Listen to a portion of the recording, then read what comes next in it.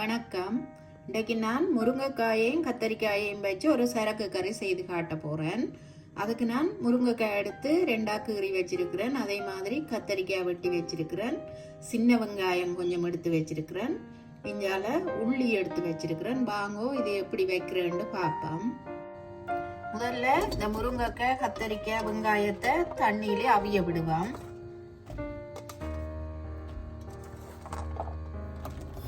இது நல்லா அவியட்டும், மூடி அவிய விடுவான். நான் இப்ப சரக்கு தூள் அரைச்சு எடுக்க போறேன். அதுக்கு இந்த கரண்டியால 4 மேசக்கரண்டி மல்லி எடுத்திருக்கிறேன். அதை இப்ப இந்த கிரைண்டர் கப்புக்குள்ள சேர்க்க போறேன். அதே மாதிரி இந்த மேசக்கரண்டியாலே ஒரு மேசக்கரண்டி சின்ன சீரகம் எடுத்து வச்சிருக்கிறேன். 1 டீஸ்பூன் மிளகு எடுத்து வச்சிருக்கிறேன். கொஞ்சம் முறைப்பா எடுக்க வேணுமென்றதுக்காண்டி 2 செத்தல் மிளகாய் எடுத்து வச்சிருக்கிறேன். மஞ்சள் தூள் சேர்க்கிறேன். இதுக்கு அளவா மஞ்சள் ஒரு 3/4 டீஸ்பூன் அளவுக்கு எடுத்திருக்கிறேன். அதே மாதிரி ஒரு 1/2 டீஸ்பூன் அளவுக்கு நான் வேர்க்கம்பு பவுடர் எடுத்திருக்கிறேன். இதுக்கு பதிலாக இஞ்சியும் சேர்த்து அரைக்கலாம். இதை நான் இப்ப பவுடர் ஆக்கி எடுத்துட்டு காட்டுறேன்.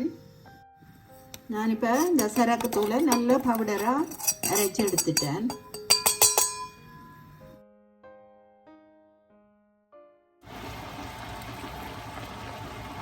இப்ப முருங்கைக்காய் கத்தரிக்காய் நல்லா அவிஞ்சு கொண்டு வந்துட்டுது. நான் இப்ப இந்த அரைச்ச சரக்கு தூளை இந்த மிக்சி கப்புக்குள்ள போட்டு இன்னும் ஒருக்கா அரைச்சு எடுக்க போறேன். அதோட சேர்த்து உள்ளி வெட்டி வச்சிருக்கிறேன், அதையும் சேர்க்கிறேன். நான் இப்ப தேங்காய் பால் பவுடரும் ஒரு 3 டீஸ்பூன் சேர்க்க போறேன். அப்பதான் இந்த சரக்கு கறியின் கப்புத்தன்மை தெரியாம இருக்கும். இப்ப இந்த பவுடரை அரைக்கிற அளவான தண்ணியை சேர்த்துட்டு நான் இதை அரைச்சு எடுக்க போறேன். இப்ப இந்த முருங்கைக்காய் கத்தரிக்காய் வெங்காயம் எல்லாம் நல்லா அவிஞ்சிட்டுது.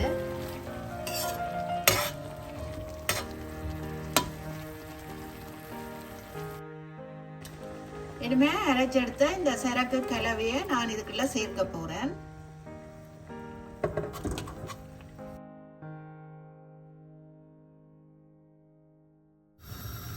இனிமே இதுக்களவான உப்பை சேர்க்க போறேன். முதல் நான் சேர்க்க இல்லையா அவியல முருங்கைக்காய், இப்பதான் சேர்க்கிறேன்.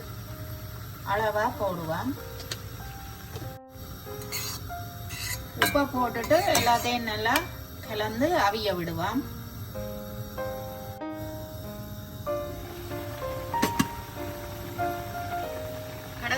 இனிமே நல்ல திக்கான பழப்புளி கரைச்சி வச்சிருக்கிறேன். அதை இதுக்கு சேர்க்க போறேன்.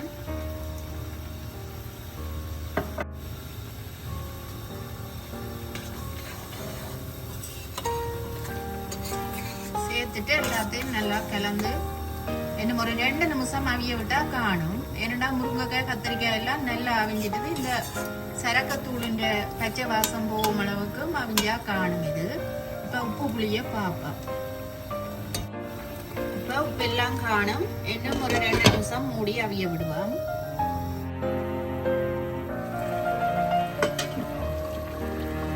இப்ப சரக்கு கறி ரெடி ஆயிட்டது. நான் இதை ரக்க போறேன். நான் இப்ப முருங்கைக்காயையும் கத்தரிக்காயையும் வச்சு சைவமா ஒரு சரக்கு கறி வச்சு எடுத்துட்டேன்.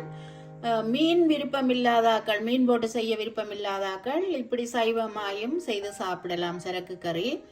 நான் செய்த இந்த ரெசிபி பிடிச்சிருந்தா எங்களோட சேனலுக்கு ஆதரவு தாங்கோ. நன்றி.